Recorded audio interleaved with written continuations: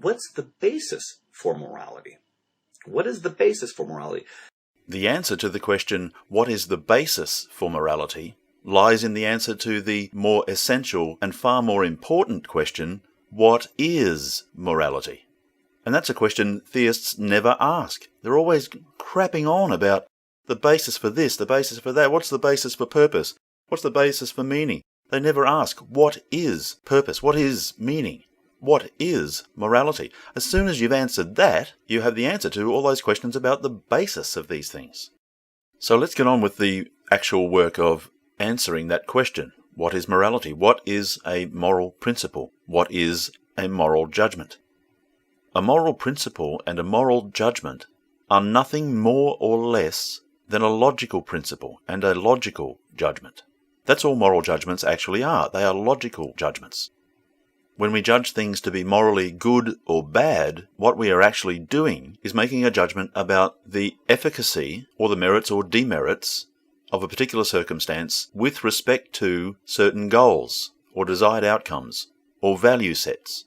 All moral judgments arise out of those things and are made relative to them. When you say a thing is morally bad, you're making a judgment about it measured against some kind of goal or value. So, for example, if we say that divorce is immoral, we say it because A, we have the goal of marriage being stable in society, and B, we value marriage sufficiently to see any dissolution of marriage as a detriment to the existence and proper functioning of marriage. Our moral judgment is simply a logical judgment made against those goals and values. If you stop to examine any moral notion that you hold, any moral judgment you've ever made, you'll be able to see that it did in fact arise relative to some kind of goal or value framework, and that each of those judgments is really just a logical judgment, one where the relative efficacy of a given circumstance is measured against those things.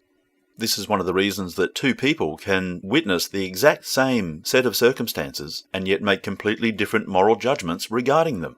And it's because they measure the nature of that set of circumstances against their specific goals and values and so forth. This is why different cultures and different generations can hold different moral viewpoints. It's why social morality and mores built on moral principles are fluid and evolve. If I was to say to a crowd of people, hands up all those who think human sacrifice is morally wrong, every hand would go up, except for the smart-ass Aztec over there in the corner who's flicking me the bird. The reason that we can have competing moral viewpoints when people are experiencing essentially the same states of affairs is because no objective goals and values are given to us.